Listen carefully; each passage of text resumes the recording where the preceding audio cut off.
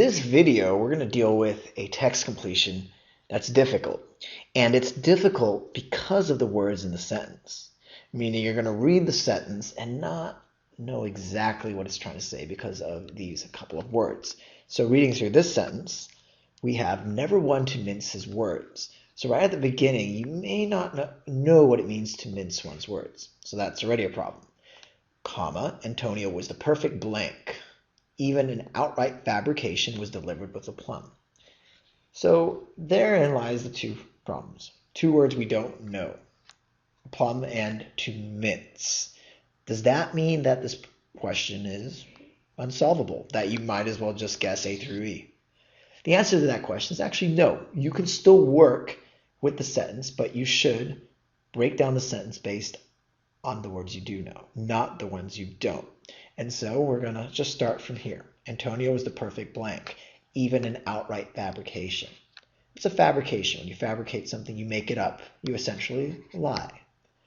So he was the perfect blank. Even an outright fabrication was delivered with this word we don't know. So at that point, we can say, well, was he able to lie really easily? Well, it was delivered with aplomb. So even a complete lie he was able to deliver with, maybe calmness would work. And so now you can actually look at the word or words you don't know and logically think what they must mean based on the sentence. But in this case, we maybe even have enough to figure out whether this word is a positive word or a negative word. So working through here, Antonio was the perfect blank. He was able to lie, a complete lie he was able to say with maybe calmness, maybe aplomb. But we know that he's a liar. And so therefore the word is negative. And now we can go through the answer choices. So we want to, again, make sure if we don't necessarily have exactly our own word, we at least know the connotation. I could put my own word here. I would just call him, not a lie, but actually a liar. Now, again, this interpretation is not foolproof, but based on the sentence, it sounds like most likely he's a liar. He's able to lie really easily. So what word means liar?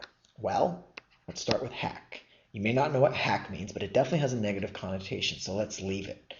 An idler, answer choice B, well, to idle is just to hang around, to not do much. So an idler is one who idles. It's not really the same as a liar. An idler isn't one who tells lies or fabrications, and so therefore we can get rid of idler.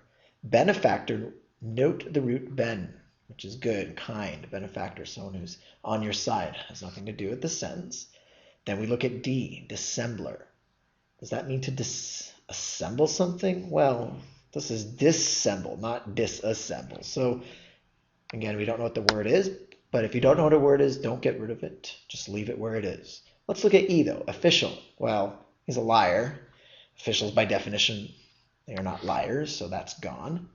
And now we're left with A and D, and that's fine. At first, this was a question that may have been completely overwhelming, may have left you befuddled, but at this point, it's now 50-50. Let's look at the word hack, though. What other word do you know that means hack? Well, as a GRE vocabulary word, you may have seen hackneyed. Hackneyed means something that's trite. And so a hack is one who writes trite novels. So it's not quite what we're going for. Someone who writes boring scripts, for instance, is a hack. So that doesn't necessarily mean that they're a liar, but then we have dissembler. And a person who's a dissembler, could they be a liar? Maybe, maybe not. And I think at this point, this is where you need to know when to just guess and move on. So maybe you think hack relates to hackneyed and doesn't quite work, and so you circle dissembler. You may be wrong, but at least it's a 50-50. The good news in this case is SEMB, that those four letters I just underlined, dissembler, those come from semblance, one's facial expression. So by adding this in front of SEMB, one's face, you put on a false face. So you lie, and therefore that's the answer. Now let's try this again. That is going through a sentence with difficult words and see if we can hack through it. Okay, the judge cared not one whit for blank and would liberally berate any who embellished their testimonies with elaborate pleading gestures or worse yet, broke into feigned bouts of sobbing. So let's look through here. Words we don't know. Wit. So again, we're going to break down the sentence, but we're going to ignore wit. Liberally berate. You may know this has a negative connotation, but you're not quite sure. Any who embellished their testimonies. Okay, so embellish, you have a general sense of, maybe not exactly, but you know people are giving these testimonies, and in these testimonies they have these pleading gestures. So I'm underlining pleading gestures, not giving the squiggly thing, so pleading gestures is the part you actually know. That's breaking down the sentence. So he didn't care for people who had too many pleading gestures, such as crying, please, begging, judge, don't find me guilty, that sort of thing. So now you've broken down the sentence. You've made it easier for you to kind of come up with your own word. And again, we're ignoring those words. Notice how we didn't really take too much time worrying about embellished or berate or even wit. This is, by the way, W-H-I-T, not W-I-T. So we didn't worry about things like that. We try to focus on the part of the sentence, what we knew. And then, or at this point, we should now be able to come up with our own word, or at least think of the connotations. Is it positive or negative? Well, it's something negative. He doesn't like this. If you do this, if you start sobbing, it's not a good thing.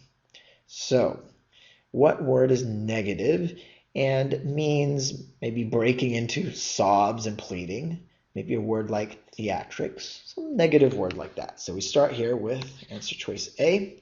Go A through E, starting with A is dissimilitude. If something is similar, it has similitude, so to speak. If something is dissimilitude, it doesn't match up.